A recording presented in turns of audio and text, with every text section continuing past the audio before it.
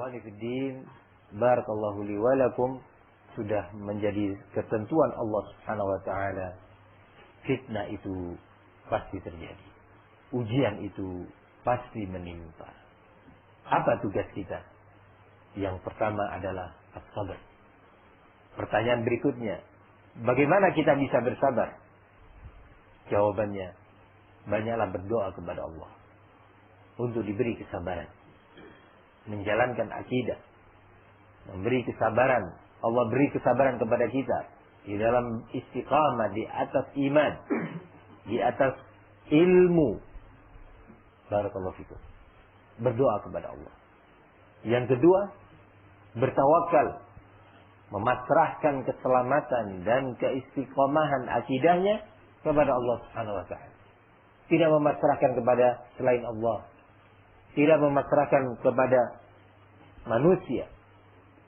Tidak memasrahkan kepada kawan. Tidak memasrahkannya kepada banyaknya umat yang bersama dia. Tidak memasrahkannya kepada ustaz. Tidak memasrahkannya kepada syekh. Memasrahkan kepada Allah Subhanahu wa ta'ala. Yang ketiga, barakallahu fikum, bersama, berkawan, berteman dengan as-sabirin yang istiqamah di atas akidah. Karena kawan dan teman memiliki pengaruh yang sangat besar, positif ataukah negatif.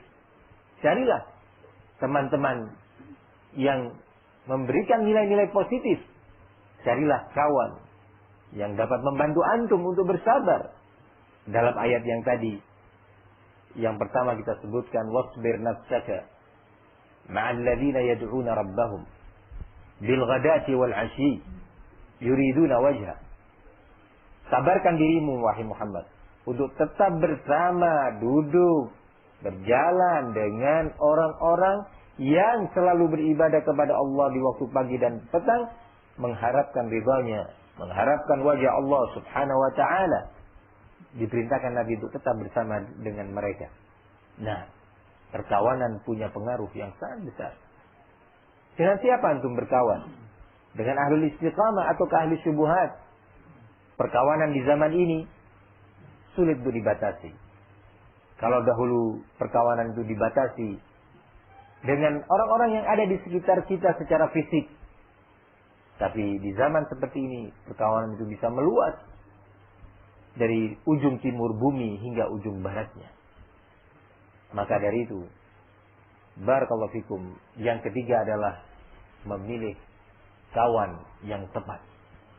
Yang keempat adalah mempelajari sejarah orang-orang saleh sebelum kita.